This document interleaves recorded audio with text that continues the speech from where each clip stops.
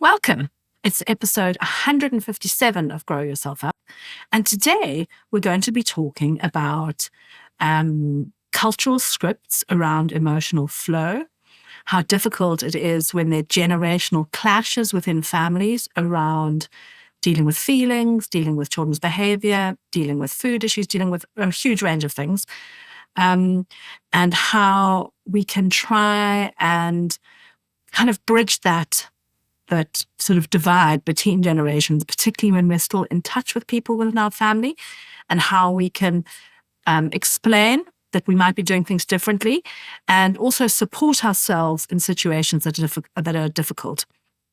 So we've been talking in the last couple of episodes about secure attachment and about how we can create earned secure attachment for ourselves in the last episode in 156, and how therapy is so helpful for that, and more broadly about why secure attachment is important.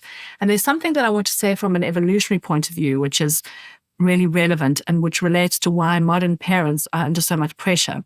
So until fairly recently in human history, children would be raised in bigger groups. So we would be raised intergenerationally with our families and with other families around us. So children would have many more attachment figures than they currently have now. So now in this modern life, if we can kind of talk about how we mostly live in an urban environment since industrialization, since there are lots of two-parent working families, people live in nuclear families. So it's not in the country that I live in the UK. In this culture, there's not that much intergenerational living. There's much more in other cultures, for sure. But that kind of pattern of living in a multi-generational house where you might have grandparents living there and offering help, and maybe even aunties and uncles, or maybe they live just down the road. So children will be raised by multiple people. And so there'll be more attachment figures. That has shifted because of how our society has shifted broadly in about the last 200 years. So that has meant there's much more pressure now on parents in a nuclear family because we are the primary attachment figures with hardly any other support. And that's relevant for something that I'm going to read you from a book. But it's also relevant to hold that context in mind, because really we can't provide two people. If you live in a two-parent family, two people can't provide what all these other people used to provide, and one person, if you're a single parent and you don't live with your co-parent, then it's also difficult to provide everything. And we need support. We need to be embedded, in my view, in a web of support. Like, imagine yourself in your own spider web of support. So anywhere we can create that is really beneficial to ourselves and our children, even if it's not in parenting the same way we would parent. So I'm going to read you something about that, and I'm also going to read you a reader query, because this has been sparked by a reader query. So let me just read the letter first from the listener. So the listener has written, a mother, I am a single parent to a 15-month-old daughter. I rely on my parents for support, and they are very devoted in many practical ways, but they're not well-versed in feelings, and so emotional support is really lacking. I feel very lonely indeed. This is so frequently triggering, as this dynamic has been present all my life. Further to this, my daughter's father presented quite an extreme emotional neglect toward me, gaslighting, and was highly avoidant, which is now amplifying all the triggers. How should I approach conversations around all this to move forward? I often feel we are speaking such vastly different languages. Yes, that sounds like there are vastly different languages. I am going to focus in this episode on the first bit of this, so on relating to the parents of this mother and her 15-month-old daughter. And then I might tackle the topic of the father in another episode with a guest. So, yeah, I want to really kind of give some cultural context. So I often talk about emotional flow and emotional health, and about giving our emotions a place in our life. So listening to our emotions and letting them guide us. I'm not in any way suggesting that we are driven constantly by our emotions, because our emotions are made to be felt, and they are also meant to be regulated. So we don't have to, we're meant to learn from our rage, understand our rage, use it to guide us, and to also, over time, learn to regulate it. With our children, we will help them with all of their rage and anger and sadness and fear and whatever else is going on for them. But that doesn't mean that they kind of rampage through the house with huge emotions constantly. Over time, we are wanting to teach emotional regulation so that we can listen to our emotions, not get dysregulated by them, so not blast out of our window of tolerance, and be guided in what action we need to take. So we're not just blindly being driven by our emotions, because we do need our frontal cortex to kind of clamp down on our amygdala and manage that emotional center, and then use that to guide our actions. So that's like the first point. But that makes it sound really neat and quick. It's not neat and it's not quick. And we will go through many cycles of being dysregulated and unable to regulate our emotions until they've kind of run their course. And that's all a practice. And you'll see that with your children as well. And over time, they will absorb more of the ability to self-regulate. You've been co-regulating them since they were born. Initially, you acted really as a complete sort of self-regulating other for them. And you would be impacted by them, because if you've got a baby who cries constantly, that would be really impactful. But you really performed a lot of the regulation in the early days and months of their life. And then over time, they take on more ability to regulate their own emotions.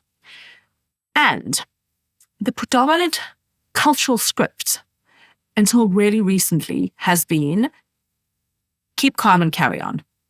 Don't listen to emotions. Emotions are weak. Emotions are vulnerable. They don't kind of have value. And, we need to kind of act together, and we don't let out our emotions. Even crying. In the UK, people often say this term, I'm feeling so emotional. And what that means is I'm going to cry, or I am crying. So the word emotional has been sort of fused with the word crying. And when actually emotional can refer to a whole lot of emotions. But there hasn't been a general acceptance, either within families or culturally, that emotions are really useful, that they guide us, that we know from the work of Candace Pert, we have molecules of emotion rising up in our body. And it's a neurochemical, it's a signal, it's an electrical signal. So there's so much value in noticing what they are telling us. But the science that really teaches us this has only come into play in about the last 50 years. Attachment theory, coming out of the work of John Bowlby and Mary Main and Mary Ainsworth, has really pushed us more towards understanding that relationships are the core of what drives the human experience, so that we're relational seeking creatures.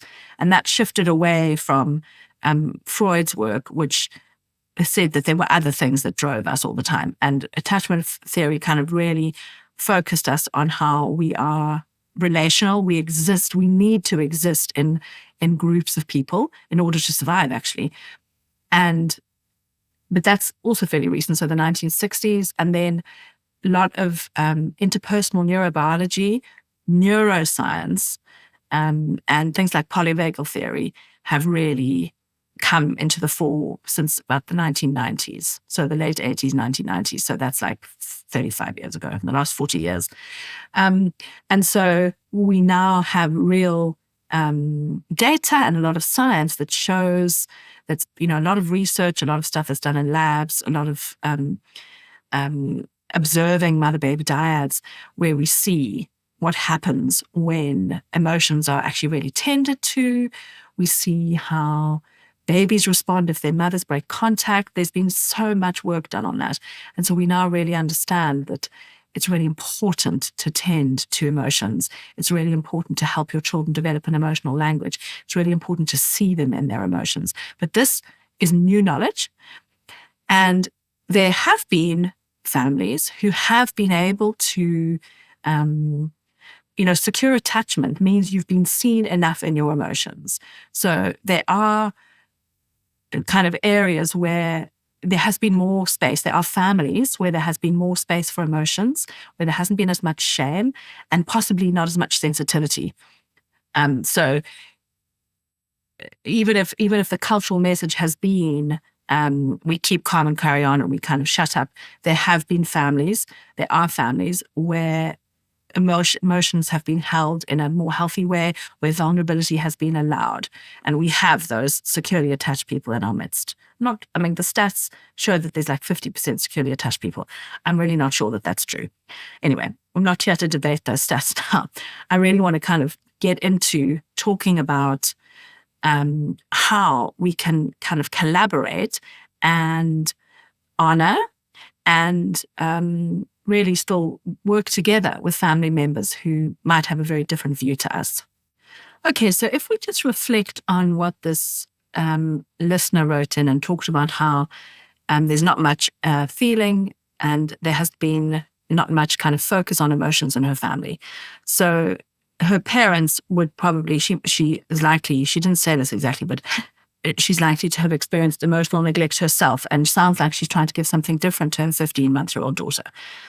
So when we are trying to interact with family members and avoid too many generational clashes, there's two kind of main ways we can do this. The one way we can do it is to try and take on board kind of a teaching role with our parents or our aunts and uncles or whoever it is that's got a different viewpoint to you, and try and educate them about why we are doing this. This has the potential to be a lot of work and might be quite irritating, and they may not have asked to know about that. So you kind of have to notice in your own context with that work. And the second way can be that you just kind of be clear about what you're trying to do, and that you might be trying to do something differently, and that you can use your own boundaries to kind of enact that. When someone is providing a lot of care for your children, that might be kind of harder because then you might not be there with them. And so you can't kind of put boundaries down around how they behave or what they say. And indeed, boundaries really, we can't control other people's behavior. So boundaries are more really about what we will put up with for ourselves or our children. And so if you're in the situation, I would kind of urge you to think about, do you want to go into an education role? Is this something that you'd like to discuss? In your family, are the people who you're talking with, are they even interested? Are they open to it? I mean, if they're open to it, it can be a wonderful time of healing. Actually, there's lots of opportunity for the middle generation to teach the parents, and then to help them come more into their own emotions, and then that will help the grandchildren if there's willingness around that. And I think that one of the things that's generally very important to try and understand about older generations is that for many people, expression of emotions has been seen as life-threatening. So the responses that they might have got as children would have been being sent away, being threatened, being seriously physically punished. So, say 70 years ago, between 60 and 80 years ago, let's say, there was way more use. Even 50 years ago, way more use. Actually, even 40 to 80 years ago, there's been much, much more use of physical punishment, like sometimes harsh physical caning, smacking with hands, hitting with rulers, hitting with hairbrushes. So painful stuff. You would have had physical pain inflicted on your body if you grew up in a family where they was using physical punishment. And if you were crying and they didn't want you to cry, or you might have been sent to your room, like being sent away when you're having emotions that are kind of unpalatable and difficult for the people around you is such a common historic parenting practice. So for this listener, these parents may have had that as their own somatic experience. So, i.e., they may find it really difficult to tolerate their own emotions because no one has tolerated them for them. We don't come into a comfortable relationship with our emotions by ourselves. We are relational beings. And when we are born, we basically, our brain is not formed. Those neural pathways are not formed. We need to be held emotionally held, I'm talking about. We need to be physically held really as well, because that helps with the wiring of regulation and the neural pathways. But we need to be emotionally held in mind for many years, and to have a lot of emotional coaching, and our parents doing the process of mentalization, which is where they imagine our emotional state and give us words for it and reflect it back to us. So we learn about our own minds initially and our emotional state through the minds of our parents. And so if in this listener's parents' childhood, they learned that crying is terrible and to be punished, that vulnerability is terrible, that emotions are something to be scared of, and they really need to be sort of pushed down, then those parents will themselves struggle massively with holding emotional space. Listening to their granddaughter cry, for example, may trigger them massively into a fear response or a shutdown response or into fight and flight because of what their own implicit memories are related to this. They may not remember any of this. Often what happens is that people don't remember the explicit stories, but when they are faced with a situation similar, their parents' voices will come out of their mouth. So I'll give you an example of this from my own life. My dad used to constantly say to us, life is not fair. And it used to irritate me massively, because I wanted him to improve it. And, I didn't want to be told constantly life is not fair. It was like his answer for everything. And when my children are really bitterly fighting, or I'm like at the end of my tether and I can't reason, I've done all the co-regulation I can, and I'm feeling like, oh my word, can you just shush now? I've had enough of this. Sometimes I say that's what comes out of my mouth. I'm like, life is not fair. And I'm like, oh wow, here's my dad coming out of my mouth. And that's when I'm actually quite regulated, when I'm sort of, I haven't lost it or anything. And so if a baby is crying, and especially if there's persistent crying and they've got very little nervous system capacity for that, they will maybe come out with some very, things that were said to them essentially, which they might not even have thought about for however many years it was ago that they were a baby, but that might be the words that come out of their mouth. So I think it's really important to hold this context in mind when we're trying to have generational discussions, because we're living in different times now. We have access to really, really different information, which is really, really helpful. And if we want to use the current science to support us, that's absolutely brilliant. And we might have to do a bit of an education with our parents. So let's assume that this listener is going to start sharing a bit with her parents about why it's so important to have emotional flow. So you might start saying something around how emotional flow and allowing connections to emotions and understanding that this is valuable are actually really good for our health. It's really good to be able to put down boundaries. It's really good to be able to listen to what we need. It's really good in terms of understanding our capacity and our capability, listening to our body and noticing. It's really good if something makes us feel really stressed and sad, then that's an indication that there's something going on there. We can learn a lot from listening to our emotions. And when a baby is crying, there is lots to be learned from that. A baby crying, the baby can't say I'm hungry or I'm tired or I've got a wet nappy. They can only cry. And so shutting down that crying is shutting down their signals, which are basically saying, I need help, I need help. But it's really, really, in order to kind of understand the context and not just to immediately go into shushing, parents might need some education first, and they might need to have some open conversations where there's no shame, and where this is one of those conversations where you can drop in bits of information every so often. So I always think it's really helpful to kind of say, yeah, we're doing things really differently now. I've learned a lot about emotions. I've come to see how important it is to honor one's emotions and to be in touch with that vital information from our body. So we are trying to do that with our daughter. And with all of this, for both this listener who wrote in, the listener's parents, anyone else who is listening, I really want you to keep on considering we are not aiming for perfection. So perfectionism is such a huge coping strategy when we have not had our own needs met in childhood.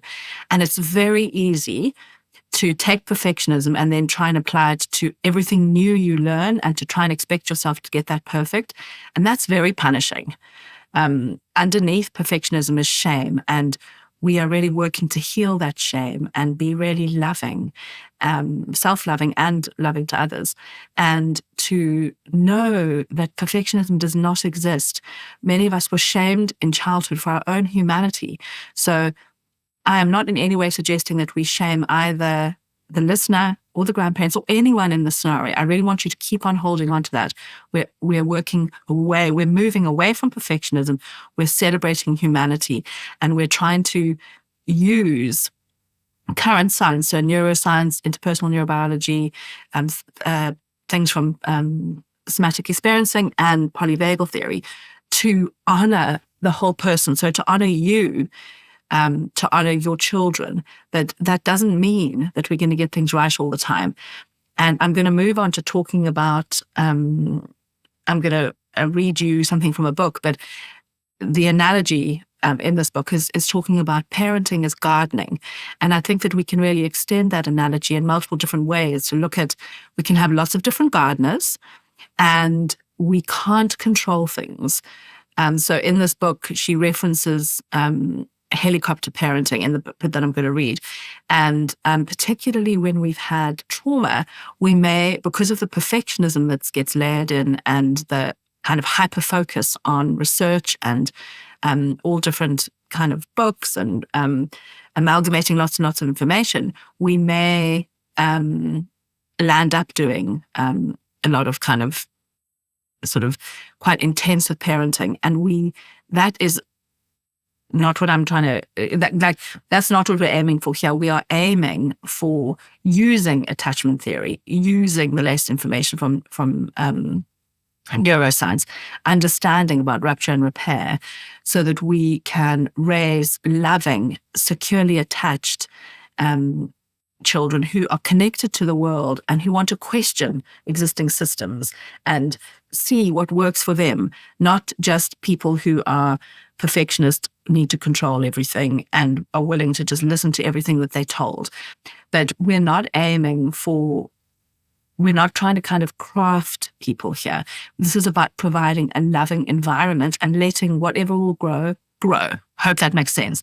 And I want you to really listen to this without the lens of, to kind of remove that lens of perfectionism. And keep on coming back to being gentle with yourself. I'm going to make some simple suggestions about things that you can say in these type of contexts. So one of the things that you can say is, we are teaching our daughter to be in touch with her emotional life, and we are helping her understand what's going on for her. You can say, we're really wanting to validate her emotional experience instead of shutting her down. You can always direct the parents to one of the episodes about emotional flow and the many different ways that we psychologically suppress ourselves. So common ways of suppressing are denial, suppression, repression, when we misplace things. So if, say, we're feeling really stressed and very, very sad, instead we get into anger about something, so that we kind of totally displace our feelings, but we kind of expend that energy outwards instead of actually noticing, I feel really sad and vulnerable. But because the sadness and the vulnerability feel too tender and too kind of devastating to experience, we go into a place of anger instead. And so I guess it's really about, do you want to go down that education role? That might feel really exhausting, particularly in such early postpartum. It might be more about just saying giving some practical ways for the parents to relate to the baby. I also want to give some comfort here, just reverting back to what I was talking about in the beginning about having a wider attachment network and having more adults and younger people around to help with our families and our children. We don't need everyone to be parenting in this very emotionally validating way. We don't need everyone in our circle to do that. Children and adults, we know that there are some people who are our emotional safe place and some people who maybe don't have so much capacity. We learn over time to calibrate where we take our stuff and to understand that we're not going to get the same response from everyone. That's just kind of the way it goes. And that will also be happening with babies and children. And so we don't need everyone to be like us. I'm going to read you something from a book by someone called Alison Gopnik. It's called The Gardener and the Carpenter. And it's a very beautiful I'm going to read you some passages from it because I think it's really helpful to hold in mind, because this thing about generational clashes is it can feel so panic-inducing. And because of the pain that is coming up from our own childhood, it can feel absolutely imperative that we change that for our own children in their interactions with their grandparents. And this is often, we kind of can't control how our parents are with our children, and presuming we want to have a relationship with them and we're all still in contact. And grandparents often do better second time around because of the fact they have more capacity now. They're not as stressed. And they are not doing the day-to-day kind of jobs of parenting. So they naturally have more, they'll be more able to be within their window of tolerance more of the time. So it's likely that they might be able to provide a bit more care. But more than that, if we particularly need their support and their care, it can be very stressful for us if we are constantly trying to educate and change them, basically. And so I want to read this passage from this book because this really gives some comfort from an evolutionary biology perspective of how it's okay to have a wide range of experiences. It's okay for the baby to have a wide range of experiences, provided they are safe, they're being fed, having their nappy changed. Okay, so I'm going to read something from this book. And she is making the broad point in this book that we have got too focused as a culture on the job of parenting, and that we've kind of forgotten in some sense that we are broadly situated in a culture, kind of in groups where there's sort of joint parenting. It's kind of, I broadly agree with a lot of what she says, and I think that especially when we're healing from trauma, there is a lot of really intentional stuff that we have to do. So I'm holding this, this is a both and for me, where I really like a lot of what she says in this book. And I do think that when we're breaking cycles, there's more kind of intentionality. So she says, in the parenting, so she says, caring for children is like tending a garden, and being a parent is like being a gardener. In the parenting model, so she's critiquing what she calls the parenting model, which is kind of very intensive parenting, which is what we are also critiquing in this podcast, because I want you as the parent, as the mother, as the father, as whoever, whatever role you're playing, it's really important for you to meet your needs. That's kind of one of the central things here, that you matter too. But in her book, she talks about, she's calling it the parenting model. In the parenting model, being a parent is like being a carpenter. You should pay some attention to the kind of material you're working with, and it may have some influence on what you try to do. But essentially, your job is to shape that material into a final product that will fit the scheme you had in mind to begin with. And you can assess how good a job you've done by looking at the finished product. Are the doors true? Are the chairs steady?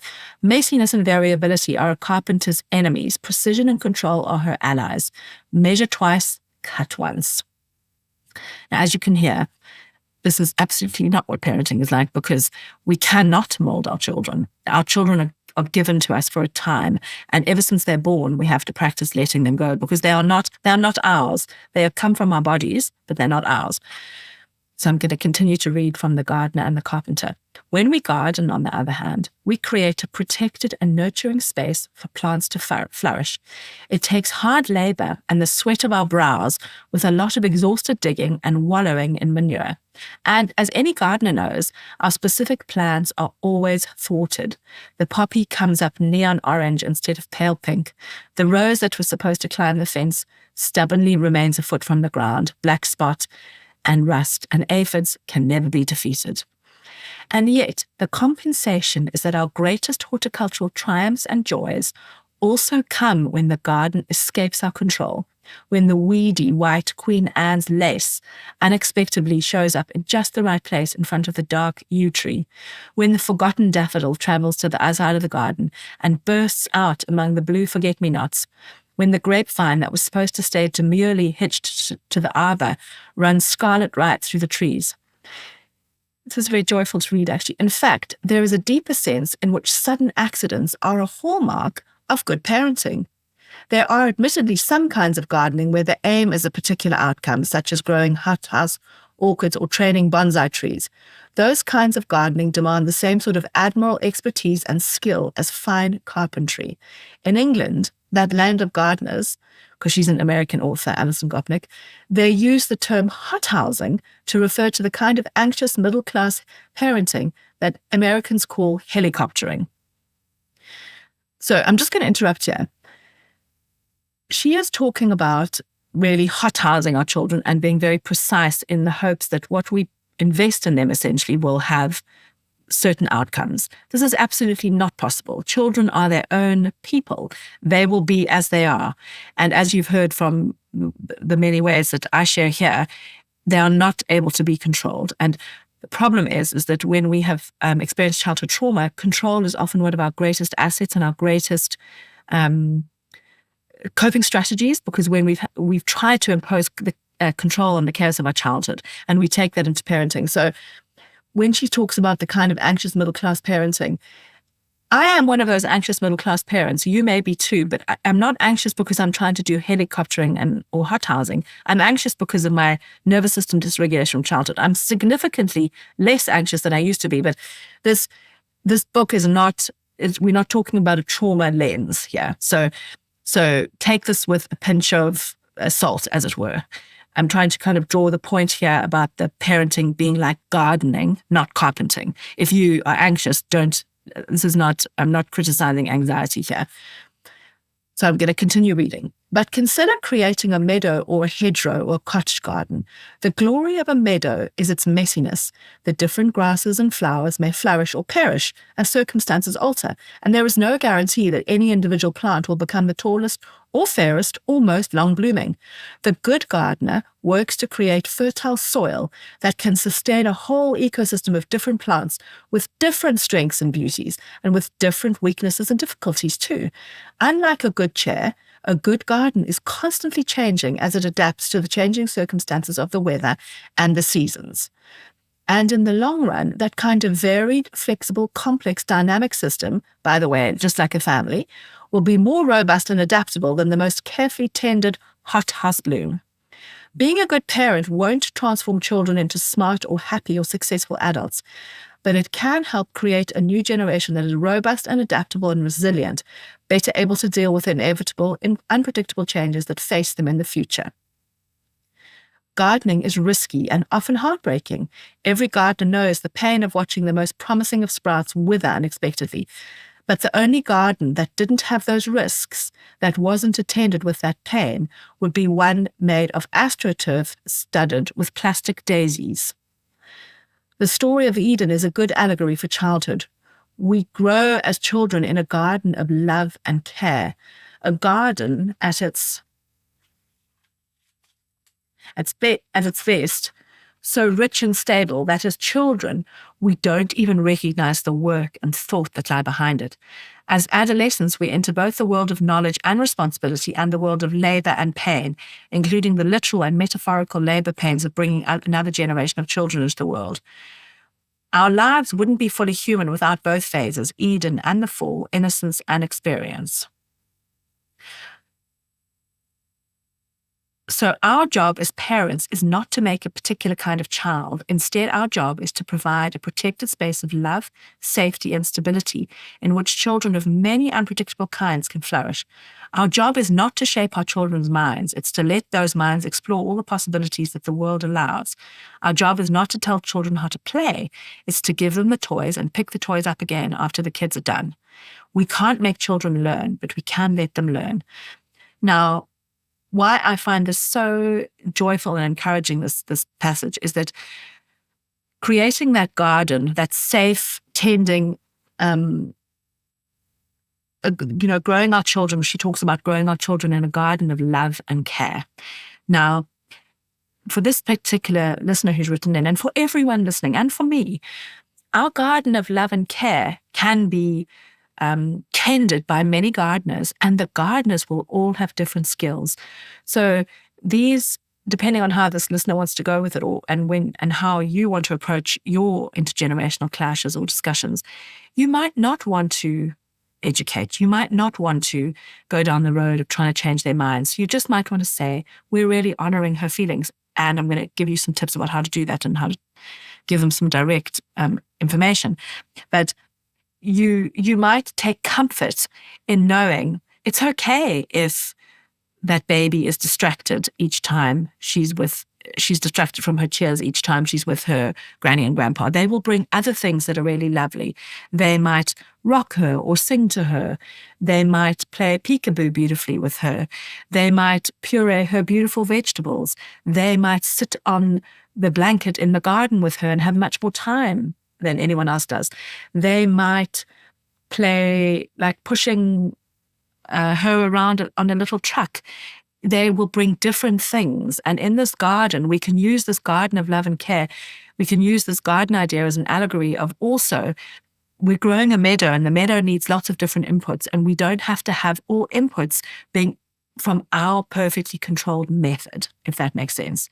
So yes, it would be very jarring if we had caregivers or grandparents who wanted to hit the child, say, or do something that was vastly out of the kind of how in line with your values. But differences in the way care is extended, as long as they are feeding, being reasonably attentive, not physically hurting, keeping them safe, protecting them, the child can learn to manage within, because the child, having a variety of caregivers is beneficial to the child. Being embedded in a wider group of attachment figures is useful and helpful, both for us as parents and for the children. So I hope that makes sense.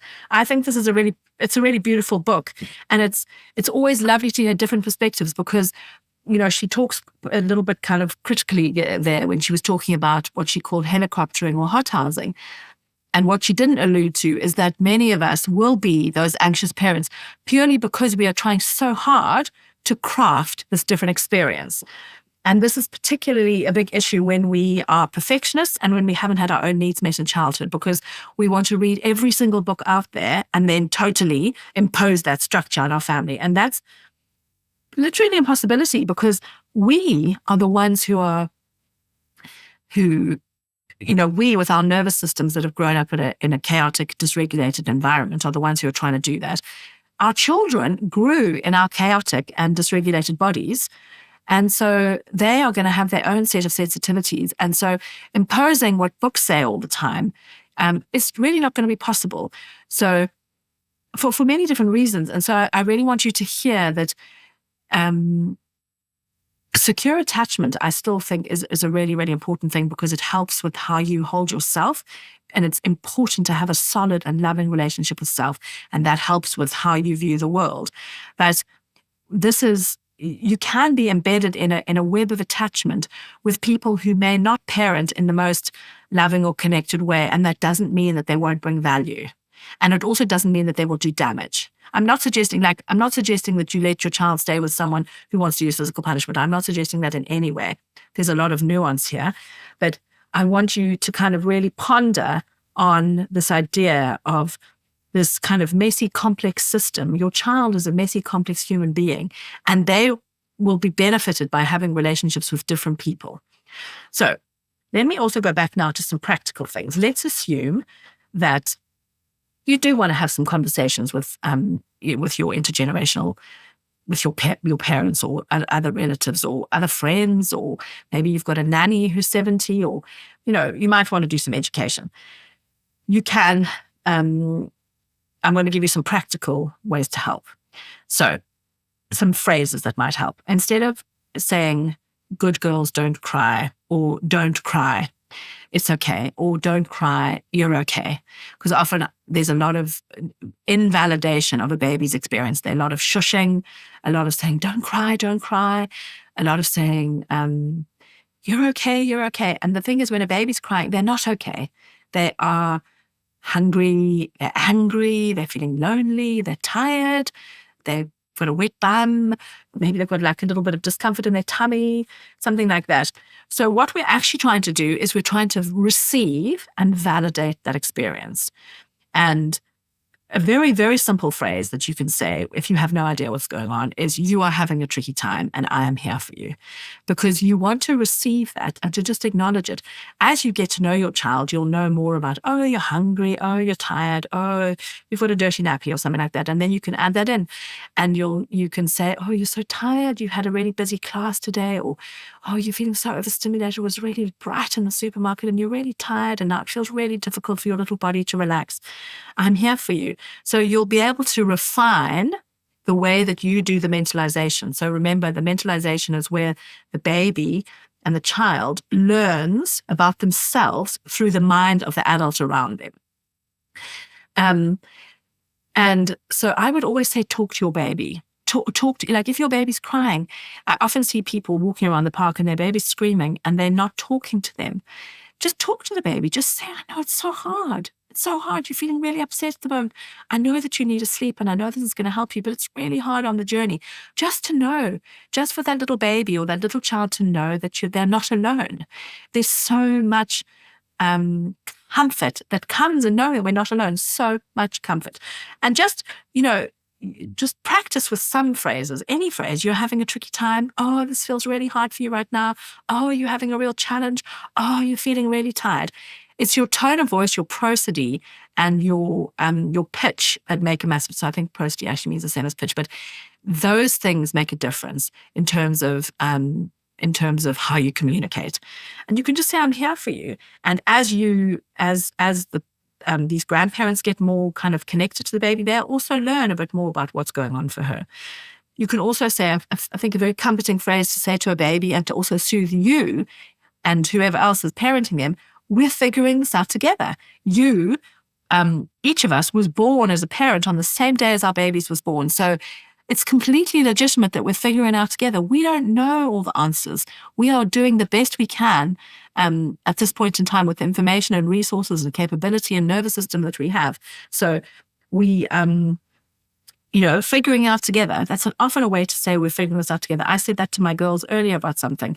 One of them is very stressed about something and I don't quite know what to do about it or how to sort of help necessarily. So I said, I know this is really, really, really bothering you. It's really tricky for you. I can see how stressed you are and we're going to figure this out. I'm here for you. Practical ways to help if you want to help with connecting, in terms of educating are it's the tools of attachment. So it's touch, it's eye contact, it's picking babies up, it's speaking to them. Your voice is so, so powerful. Your touch is so, so powerful. Touch is our first language. And gentle touch, stroking, holding, patting, rocking, those are all so beautiful. They weave in regulation as we do it. Like stroking or holding gently someone rocking in your arms, all of those are really beautiful. And there's a lot of stuff that's around, there's that famous phrase from, I think basically from English culture or British culture, which says, if you pick up your child too much, you're going to spoil it. That's like the biggest literal rubbish I've ever heard. And you can say, actually picking them up is great. They get to be on your body and that's regulating. So, you can give little bits of education like that if you choose. Making eye contact is really important. So if there's a delay in feeding or if the baby's really crying, just connecting with the baby and saying, I know it's really hard for you right now. And we're coming, we're doing your bottle, or we are, we're getting your bed ready, or we're getting your puree or your pouch of food, or I don't know, your porridge or whatever you're eating ready. And picking up is really when a baby is crying or a little toddler or child is crying, pick it up. They need to be held. It's so comforting to be in someone's arms. If someone is unable to pick up a child because it's too much for their back, sit down, use the sofa or the floor. Being on the floor with a child is one of the best ways for them to explore safely, for them to kind of feel, we talked about the secure base from attachment theory. To be on the floor, you're literally their secure base, and they can come and they can access you. They can sit on your body. They can sit between your legs. You can hug them. There's so much beautiful. They can lean on you if they're a little toddler, and they can stand between your legs and lean onto your chest. So then you get heart-to-heart contact. It's really, that can be very, very beautiful and really meaningful. And body-to-body regulation is just wonderful like that. You can also, if your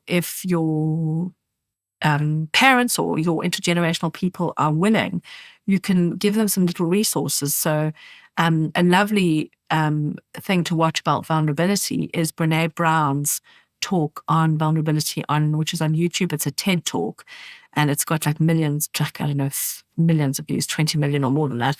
And it's a fabulous talk about how we've been kind of taught incorrectly about vulnerability, because really vulnerability is something that's really, really powerful. But for generations of people, vulnerability has been very seriously dangerous.